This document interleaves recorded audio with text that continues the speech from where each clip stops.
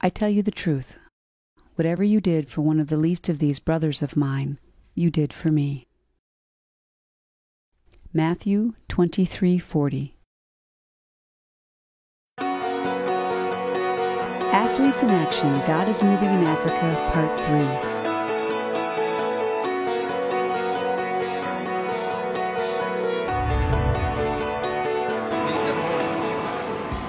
Athletes in Action traveled to Nairobi, Kenya in 2006 to run a series of basketball clinics.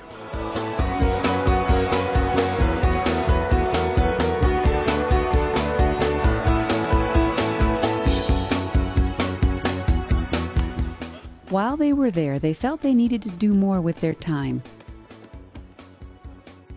A chance meeting on a plane between a Kenyan doctor named Paul Chebeda and an Athletes in Action staff member named Eric Nelson has brought them to the outskirts of Nairobi's largest slum, Kibera.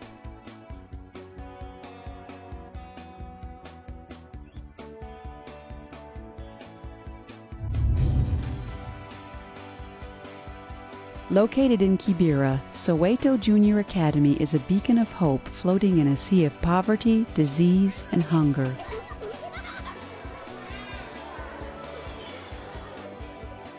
This school is home to the youngest children that live in the slum.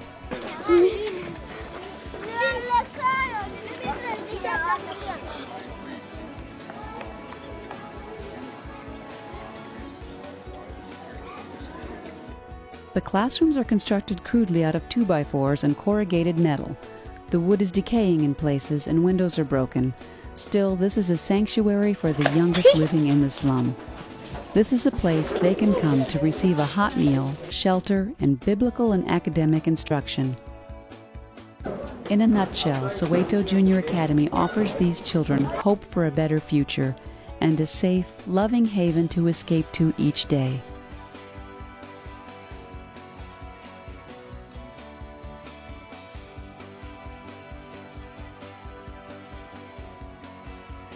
Every day is a struggle to keep the school running. Many of the parents cannot afford the fees for their students.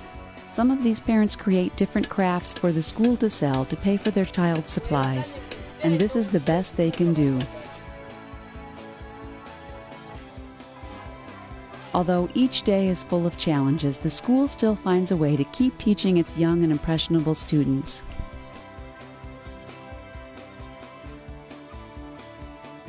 This is in no small part due to this man, principal of the Soweto Junior Academy, Jeffrey Juma. My parents abandoned me on the streets of Kibera at a tender age of 5 years. Life was extremely difficult. I used to live under a bridge that's next to Soweto Academy Senior. We used to feed on garbage, and this garbage was, being dropped by, by the trucks. And one day, the trucks that used to deliver garbage never turned up. So we were hungry and I needed something to eat. So as I walked past Soweto Academy, I decided to branch into the school, and I went direct into the classroom. I was hungry and I needed something to eat. So I sat in a class where children were being provided some food. So a man of God, Pastor Chris, showed up and he found me in the class, and I never had even the uniform. So he really wanted to know why I was in class and in that position. So he asked me, young boy, where are your parents? And I really didn't have a reason to give him. So I knew that I was an orphan, a street boy, and I didn't want to look direct into his face. So I just told him that I just talked to him, and I was just afraid even telling him about the whole story, but I just composed myself and I shared with him about the whole truth. So this man was really touched, and he gave me a chance to be in school, that is Soweto Academy, and I went through the system for 8 years in primary school, and I did very well. I was the best student from the school. So he gave me a chance again to join high school. I did very well at my high school level, and I joined the University of Nairobi, and I also did very well, and right now I have a degree in financial management. The Athletes in Action people have been so wonderful, and they have been the people who have really stood with us here. They have helped us, supply some, learning material for the children. They have been able to buy the textbooks for the children. All the time they have been to Kenya, they have always come at the school to volunteer, to also help educate the children here and to try and, shed some hope, because most of the children here, they have lost hope because most of them come from poor families, they are not all that, they are disadvantaged in a way.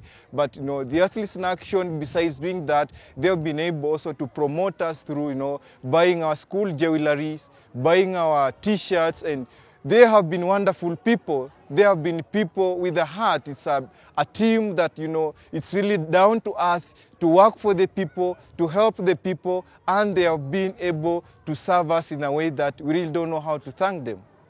Jeffrey lives and breathes this tiny academy. He sells the goods the parents make to try and pay for supplies and other daily needs. He even constructed a chicken coop on his own property so that he can butcher them and sell their eggs and meat to further support the school. Jeffrey had the opportunity to leave all of this behind him. He had the opportunity to begin a lucrative banking career in Nairobi, but he decided to return to the same place he came from and try to provide an opportunity for young children who may be in the same situation he was once in. He is a prime example of what can be accomplished by someone caring and giving a young person an opportunity for a better life. So that's the only way that a real spiritual movement will take root in a culture, is if leaders are developed and they're given the resources to do it. So that's the long-term plan. It's much more than just coming and doing a clinic. We really want to resource and identify leaders, help them grow. After hearing Jeffrey's story and seeing his commitment, the Athletes in Action's leadership staff realized that God put this school and this man in their path for a reason. Though they did not yet know how they could best impact the lives of the students and Jeffrey, they knew they would return again and do what they could